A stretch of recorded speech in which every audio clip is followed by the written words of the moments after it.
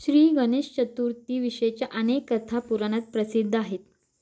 त्या संबंधित पहिली कथा अशी आहे की पार्वतीने एक दिवस स्नान करताना आपल्या अंगावरच्या मळापासून एका सुंदर मुलाची मूर्ती बनवली व तिला सजीव तत्व दिले व त्या मुलाला द्वाररक्षक बनवले. माझे स्नान होईपर्यंत आत कुणालाही येऊ देऊ नकोस असे त्याला बजावले. एवढ्यात तेथे प्रत्यक्ष भगवान शंकर आले.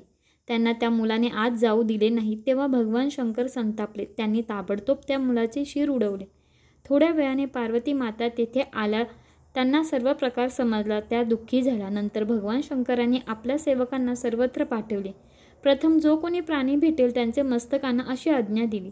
सेवक रानात भटकू लागले. त्यांना प्रथम दिसला तो इंद्राचा हत्ती. त्या हत्तीचे मस्तक मुलास जोडले. या संबंधीच म्हणजेच गणेश चतुर्थीविषयी आणखी एक कथा पुराणात सांगितली आहे. ती म्हणजे फार वर्षापूर्वी सिंदुरासूर नावाचा एक राक्षस सगळ्या जगाला फार त्रास देत होता.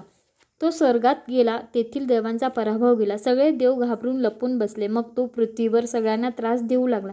त्याने यज्ञात विघ्न आणले. मंदिरे फोडून टाकली. आश्रम नष्ट केले. देव ब्राह्मणांना त्रास देऊ लागला. घाबरलेले सारे देवगण भगवान विष्णूकडे गेले.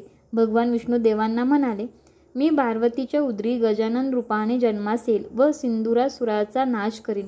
मग भाद्रपद महिन्यातील शुक्ल चतुर्थीला भगवान विष्णूंनी पार्वतीच्या उदरी जन्म घेतला. त्या बाळाला मस्तकच नव्हते तेव्हा शंकराने गजासुराला ठार मारले व त्याचे मस्तक त्या बाळकाला बसवले. हा गजासूर म्हणजे हत्तीचे रूप घेतलेला शापित राजा होता.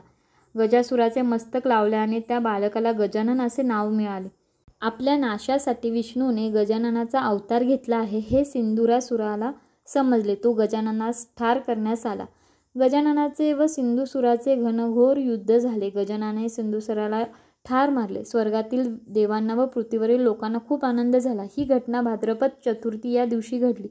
सर्वांनी गजाननाच्या विजयाचा उत्सव साजरा केला. लोकांनी गजाननाला आपला अधिपती गणपती केला. त्या दिवसापासून गणेश चतुर्थी सण सुरू झाला. कोटी सूर्यांची कांती असलेल्या या सकलार्थमती प्रकाशू गणेशाला प्रथम वंदन करताना प्रारंभीच संत ज्ञानेश्वराने त्यांचे गुणवर्णन केले आहे. कोणत्याही शुभकार्याच्या आरंभी गणेशाला वंदन करावे लागते. 14 विद्या व 64 कलांचा तो स्वामी आहे. त्यामुळे श्री गणेश म्हणजे सुरुवात असा अर्थ रूढ झाला आहे. श्री गणेश हा बुद्धिदाता आहे. त्यांच्या पूजेला भारतीय परंपरेत महत्त्वाचे स्थान प्राप्त झाले आहे. व्यासाने महाभारताची रचना केली त्यावेळी ते लिहून काढण्याचे काम श्री गणेशांनी केले असे सांगतात. गणेश चतुर्थी म्हणजेच गणपतीची चतुर अवस्था.